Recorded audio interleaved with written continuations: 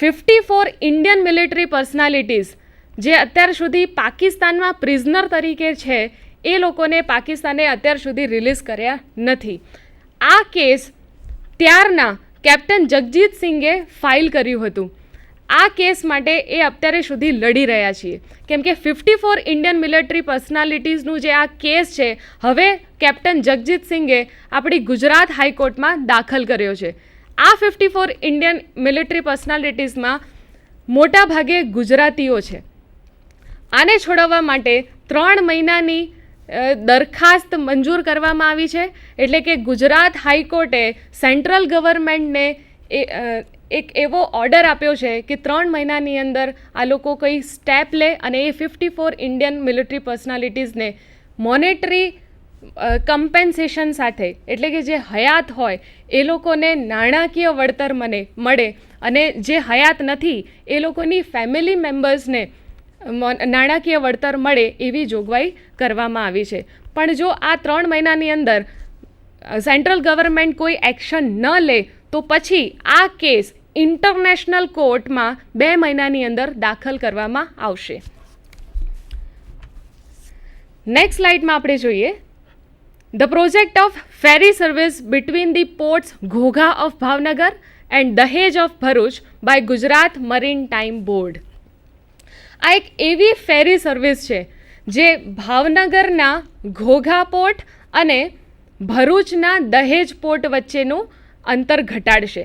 અત્યારે આપણે જોઈએ કે ભાવનગરથી લઈને ભરૂચ સુધીનો આ જે બંદરગાહનો જે અંતર છે તે લગભગ 350 કિલોમીટરનો છે અને એ બહુ સમય લઈ લેતો હોય છે. પણ જો આ પ્રોજેક્ટ પાસ કરવામાં આવે અને આ જો પ્રોજેક્ટ પાસ થઈ ગયા પછી ઇમ્પ્લિમેન્ટ કરવામાં આવે તો આ 320 કિલોમીટર સુધીનું તમારું ડિસ્ટન્સ ઘટાડી શકે છે. એટલે કે ફક્ત હવે આ બંને પોર્ટ વચ્ચે 30 કિલોમીટર જેટલો જ અંતર રહી જઈ શકે છે અને 1 કલાકની અંદર આ મુસાફરી તમે કટ કરી શકો છો. આ ફેરી સર્વિસના કારણે કોઈ પણ વ્યક્તિ લાઇટ અને હેવી વ્હીકલ એટલે કે 2 વ્હીલર 3 વ્હીલર 4 વ્હીલર કે 6 વ્હીલરથી ટ્રાવેલ કરી શકે છે. આ ફેરી સર્વિસમાં ટર્મિનલ્સને બનાવવા માટે ટોટલ જે કોસ્ટ છે એ 176 કરોડ ઇન્ડિયન નેશનલ રૂપીનો થવાનો છે અને આ ફેરી સર્વિસ 18 મહિનાની અંદર સ્ટાર્ટ કરવામાં આવશે. હવે પછીની વાત કરીએ તો આ છે કલ્પસર પ્રોજેક્ટ. એટલે કે ખંભાત નજીક એક અખાત છે જ્યાં મીઠા પાણીનું સરોવર બનાવવા માટે એક પ્રોજેક્ટ હાથ ધરવામાં આવ્યો છે. જો આ મીઠા પાણીનું સરોવર બને તો સૌરાષ્ટ્રના કેટલાક ગામડાઓને પીવા માટે પાણી મળશે અને ઇરિગેશન માટે પણ પાણી મળી શકે છે. આ એક એવી જગ્યા છે જ્યાં 9 થી 10 નદીઓ મળતી હોય છે, જેની અંદર સાબરમતી, મહી, દાદર અને અન્ય નાની નાની નદીઓ સાગરમાં મળી જતી હોય છે. તો એનો જે માર્ગ છે એ ડાયવર્ટ કરીને, એ નદીનો જે માર્ગ છે એ ડાયવર્ટ કરીને આપણે એક સરોવરમાં આ પાણી બધું ભેગું કરશું અને આ સરોવરનો પાણી આપણે ઇરિગેશન અને પીવા માટેના પાણી માટે ઉપયોગમાં લઈશું. આ પ્રોજેક્ટની જે આખી કોસ્ટ છે એ લગભગ 30,000 કરોડની અંદાજવામાં આવી છે. આ પ્રોજેક્ટ 2013થી શરૂ થવામાં આવશે કેમ કે 2012માં અહીંયા આ જગ્યાએ ખૂબ જ મોટો એક વિશાળ મેળો ભરાવાનો છે, જેથી આ પ્રોજેક્ટ હાથ ધરવામાં 2012માં હાથ ધરાશે નહીં. આ પ્રોજેક્ટ બનવાથી 10 લેન હાઈવે પણ બની જશે. એટલે કે અત્યારે આપણે જોઈ શકીએ છીએ કે અમદાવાદ અને બરોડા વચ્ચે 6 લેન હાઈવે નો વ્યવહાર, ટ્રાન્સપોર્ટેશન વ્યવહાર છે. એ 10 લેન હાઈવે આ કલ્પસર પ્રોજેક્ટમાં આપણને મળી રહેશે. સાથે સાથે કલ્પસર પ્રોજેક્ટ આપણને 2.30 લાખ હેક્ટર સુધીની લેન્ડ કલ્ટિવેશનના ઉપયોગ માટે આપી શકશે.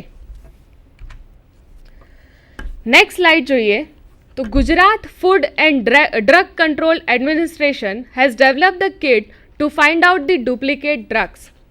ગુજરાતની ફૂડ અને ડ્રગ કંટ્રોલ ઓથોરિટીએ એક એવી કિટ શોધી નાખી છે જે આપણને ડુપ્લિકેટ ડ્રગ કઈ છે એની ઓળખાણ કરી આપશે. અત્યાર સુધી ડુપ્લિકેટ ડ્રગ્સ માટે એટલે ડુપ્લિકેટ ડ્રગ્સના આઈડેન્ટિટી માટે 36 to 72 hours સમય લાગતું હતું, પણ ગુજરાતે એક એવું કિટ શોધી નાખ્યું છે જે ઇમિજિએટ ટેસ્ટ કરીને એટલે કે ફક્ત 15 મિનિટના ટેસ્ટ પછી એ આપણને આ ડ્રગ ડુપ્લિકેટ છે કે ઓરિજિનલ છે એ આપણને બતાવી શકે છે. હાલ માર્કેટમાં ડ્રગ માર્કેટમાં અરાઉન્ડ 30% સુધી ડુપ્લિકેટ ડ્રગ ચાલી રહ્યું છે અને જેની કોસ્ટ 34,000 કરોડ સુધીની છે. આ ગુજરાત માટે ખૂબ જ ગૌરવની બાબત છે કે ગુજરાત એક એવું પહેલું રાજ્ય છે આખા દેશમાં કે એણે આવા પ્રકારની કિટ શોધી કાઢી છે. A team of 3 scientists from the Federal Drug Authority US Health and Human Services is visiting Gujarat for the same. આ એક વધારાની ગૌરવની બાબત ગણવા યોગ્ય છે કે હેલ્થ અને હ્યુમન સર્વિસીસના યુએસ ઓથોરિટીના 3 સાયન્ટિસ્ટ પણ આ કિટને જોવા માટે અને આના ઉપર સંશોધન કરવા માટે ગુજરાતની મુલાકાતે આવવાના છે. નેક્સ્ટ સ્લાઇડમાં the Gujarat government is planning for the 2012 and 13 budget size to Indian national rupee 44,000 crore from Indian national રૂપી 37,000 crore. એટલે કે ગુજરાત ગવર્મેન્ટ હવે એક એવું આયોજન કરી રહી છે જેના આગામી એટલે 2012થી 2003નું જે બજેટ છે એ 37,000 કરોડથી વધારીને 44,000 કરોડ સુધીનું બનાવવાનું રહેશે. As per the human development report announce by the planning commission of India, Gujarat stand at number 11 per capita income, health and education. આપણે જોઈ શકીએ છીએ કે પ્લાનિંગ કમિશન ઇન્ડિયાનું જે પ્લાનિંગ કમિશન છે એમાં હ્યુમન ડેવલપમેન્ટના રિપોર્ટ મુજબ ગુજરાતે 11મો સ્થાન મેળવ્યો છે. એ સ્થાનમાં આપણે પર કેપિટા ઇન્કમ, હેલ્થ અને એજ્યુકેશનનું સ્થાન મેળવી રહ્યા છીએ. પબ્લિક ઇન્ટરેસ્ટ ડિસ્ક્લોઝર અને protection to person making the disclosure bill 2010 whistle blowers bill now includes ministers, military men and spy agencies. Next slide આપ આપણી સ્ક્રીન ઉપર જોશો. Asian association of south east Asian nations આ એક એવી organisation છે જે ઇન્ડિયન ફોરેન ટ્રેડ માટે કાર્યરત છે. આ એશિયન કન્ટ્રીઝ છે એની અંદર 10 મેમ્બર્સ છે. 10 member countries China, Singapore, Philippines, Malaysia, Thailand, Myanmar, Cambodia, Vietnam, Laos and Brunei. સાથે સાથે 9 ડાયલોગ પાર્ટનર્સ પણ તમે જોઈ શકો છો કે Russia, Japan, New Zealand, China, South Korea, India, Australia, national united organisation and European group of countries. આ 9 dialogue persons પણ એશિયન ઓર્ગેનાઇઝેશનમાં કાર્યરત છે. આ એશિયન કોર્પોરેશનનું ઇનકોર્પોરેશન 8 ઓગસ્ટ 1967માં થયું હતું. ફોર ઇકોનોમિક અને કલ્ચરલ ડેવલપમેન્ટ માટે આ સંસ્થા કાર્યરત છે જેનું મુખ્ય હેડક્વાર્ટર જકાર્તા એટલે કે ઇન્ડોનેશિયામાં રહેલ છે. Next slide APEC Asia Pacific economic cooperation. આ જે ઓર્ગેનાઇઝેશન છે આ ઓર્ગેનાઇઝેશનની સ્થાપના 1989માં થઈ હતી. આનું મેઇન ઉદ્દેશ્ય છે to control environment, to control carbon dioxide deposition, green technology, trade and investment. APEC સંસ્થાનું જે હેડક્વાર્ટર છે એ સિંગાપુરમાં રહેલ છે. આ એપેકમાં મેમ્બર કન્ટ્રીઝ 21 છે.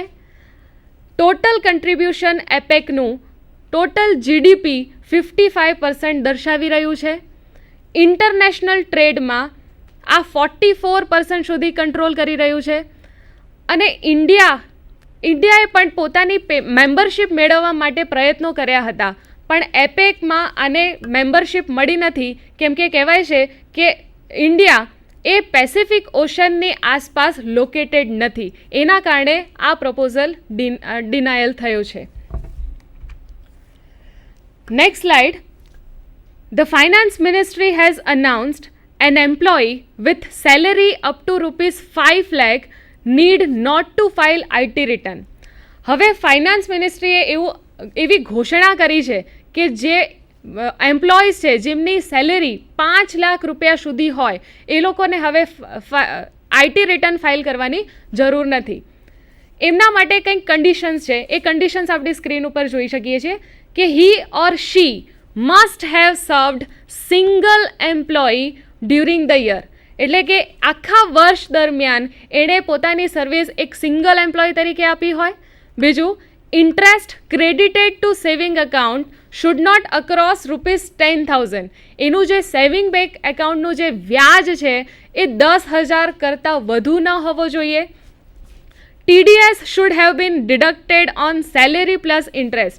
TDS એ સેલેરી અને વ્યાજ એ બંનેની અમાઉન્ટ ઉપર ડિડક્ટ કરવામાં આવશે.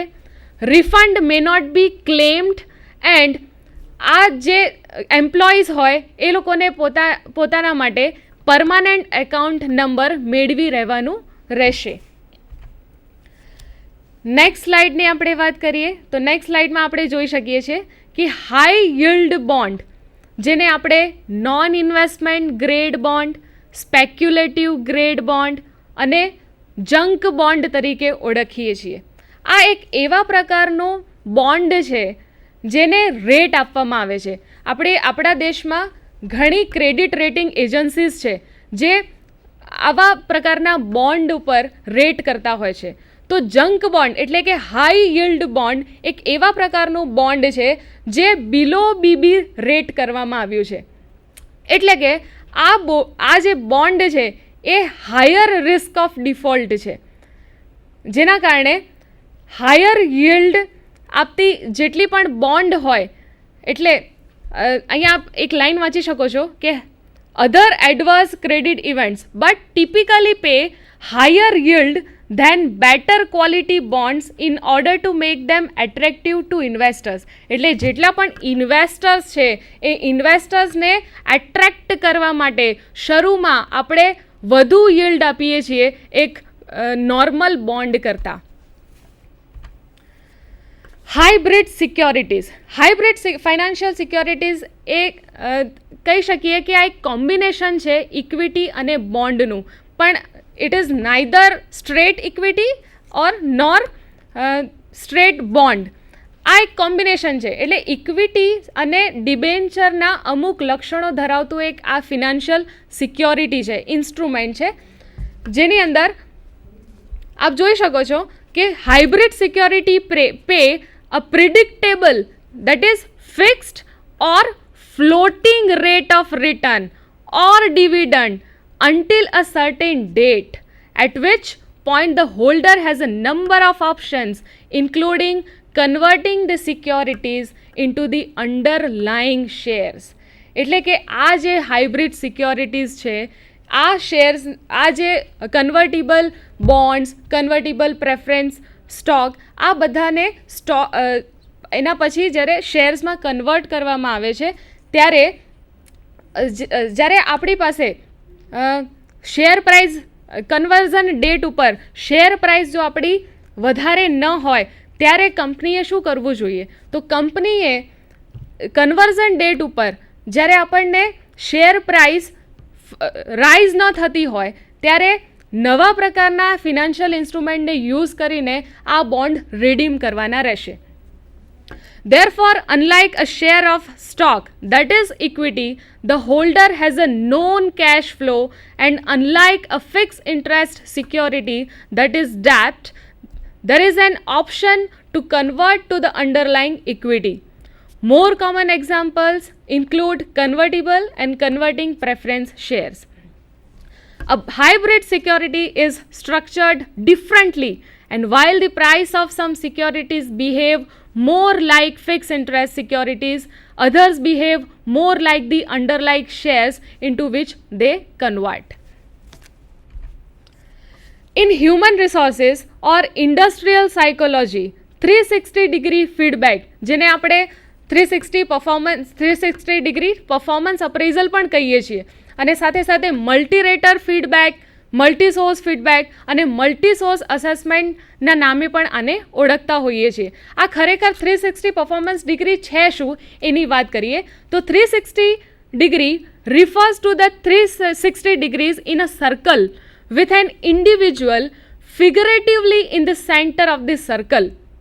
એટલે કે કોઈ પણ એમ્પ્લોયનું જે આપણે પરફોર્મન્સનું ઇવેલ્યુએશન કરવું હોય તો એનું ઓવરઓલ ફીડબેક લેવામાં આવે છે. એટલે એ એમ્પ્લોયને વચ્ચે રાખીને એની આસપાસ આખા સર્કલમાં જેટલા પણ લોકો સંકળાયેલા હોય એ બધાનું જ ફીડબેક અહીંયા લેવામાં આવે છે.